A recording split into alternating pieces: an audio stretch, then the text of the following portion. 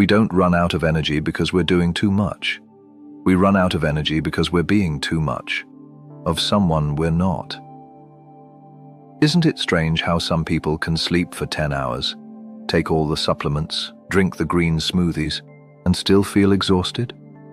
But a 5-year-old, fueled by nothing but toys and joy, can play around for hours like they're plugged into a power station. Why? What's the real difference? Here's what no one tells you.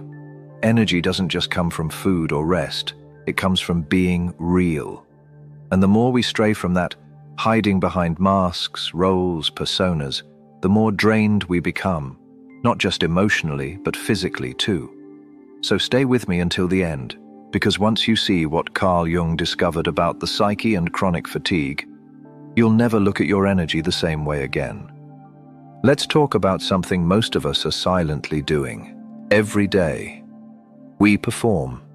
We put on a version of ourselves we think the world wants to see. The friendly colleague, the put-together parent, the I'm fine person when we're breaking inside. We scroll past our real selves in favor of what's acceptable, likable, professional, or spiritual enough. Carl Jung called this the persona, the mask we wear to fit in. And while it helps us function in society, it comes with a hidden cost, because the more time we spend behind the mask, the further we drift from who we really are. And that disconnection is the real energy vampire. But it goes even deeper. Behind that mask lives everything we've pushed away. The shadow, our anger, our sadness, our shame, our unmet needs, all the things we were told not to be. And suppressing that shadow is like trying to hold a beach ball underwater all day. It's exhausting. Every time we lie to ourselves, say yes when we mean no, smile when we want to cry, overachieve to prove we're enough, we're leaking energy. Not because we're weak, but because we're not living in truth. Now think about children. They don't perform. If they're angry, they show it. If they're joyful, they explode with it. They don't have a persona yet. They haven't learned to edit themselves for approval. And that's why they radiate energy, because they're not divided inside. We were all like that once, fully plugged into our source, unfiltered, whole. Then, the world handed us a script. Before we continue, if you're someone who loves expanding your mind and exploring the deeper layers of life, make sure to subscribe to Fractal Wisdom. We're going much deeper in the next part, into how chronic fatigue is a message from your soul, and why performing inauthenticity doesn't just affect your energy, it affects your cravings, your diet, and even the food you choose to eat.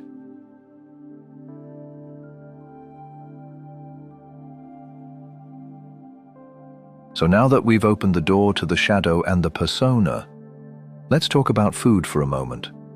Not calories, not carbs, but cravings. Because here's the strange truth. The more we perform, the more we pretend, the more processed our inner world becomes, the more we crave processed things. And it's not a coincidence.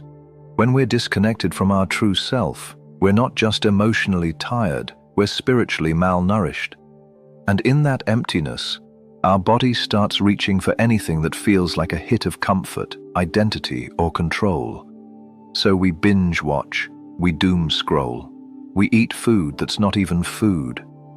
All because we've been consuming unreality all day, masking, smiling, pleasing, hustling, and the psyche wants consistency.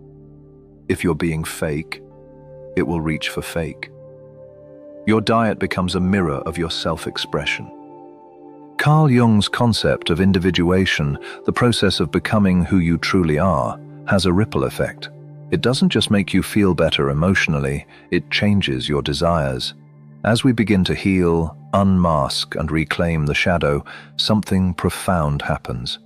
We stop craving what numbs us. We start craving what nourishes us. We don't want sugar highs and dopamine dumps anymore. We want real food, real rest, real conversations, real connection. because being real feels better than being liked. And as our psyche detoxes from persona life, our body follows. We begin to feel the difference between fuel that gives us life and distractions that drain us. Here's where we flip the story. What if chronic fatigue isn't a malfunction? What if it's a message? Not, "You're broken," but "You're off track." What if your exhaustion is your soul's way of pulling the emergency brake, stopping you mid-performance and whispering, "This isn't who you are"? Think about it.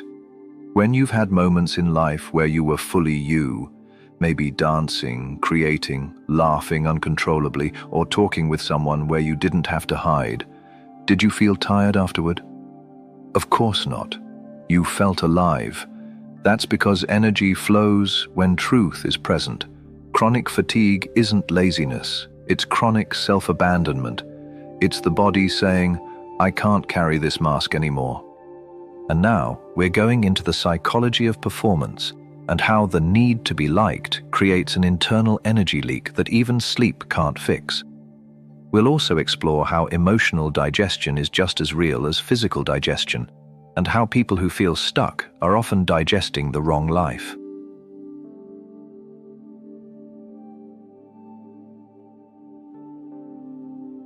Most people don't realize they're performing. It doesn't feel like acting. It feels like survival. And that's the scariest part. We wear masks so well, they start to feel like skin. We don't just perform at work or in public.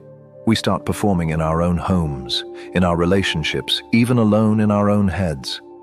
We think, if I just keep being agreeable, if I stay polished, if I keep everyone comfortable, I'll be safe. But comfort doesn't equal connection. And the more you abandon yourself to make others feel okay, the more energy you burn just to get through the day. This is why so many people wake up tired, even after 8 hours of sleep. Because sleep rests the body, but performance drains the soul. And your soul doesn't recover with rest, it recovers with truth. The thing is, being liked is addictive.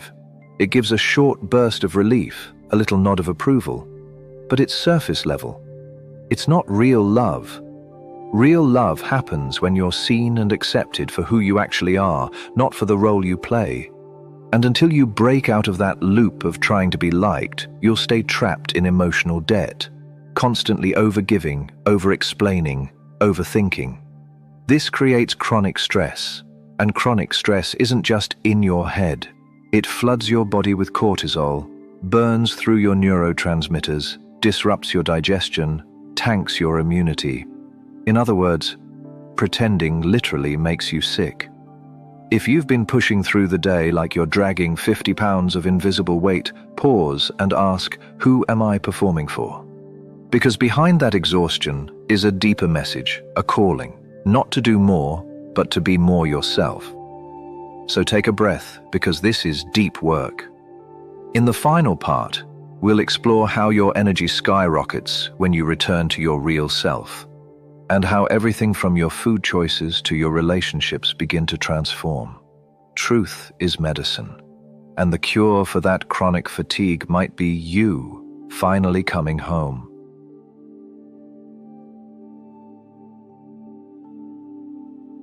Here's what almost no one tells you.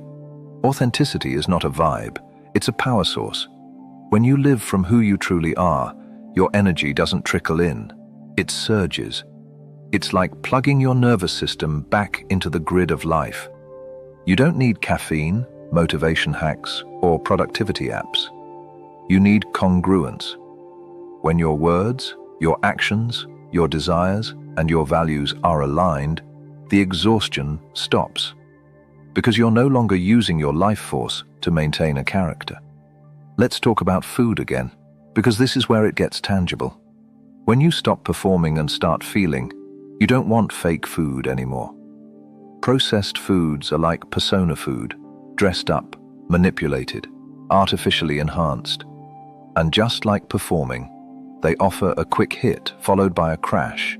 But when you're connected to your real self, you begin to crave what actually nourishes you. Fresh food, whole food, soul food. Not because you're trying to be healthy, but because your body stops begging for stimulation and starts asking for substance. You start eating to fuel your presence, not to numb your pain. That's the shift no diet plan ever talks about. When you live without the mask, when you stop abandoning yourself to fit in, something magical happens. You begin to regenerate. Your sleep becomes deeper. Your digestion improves. Your body calms down. Your emotions stop spiraling.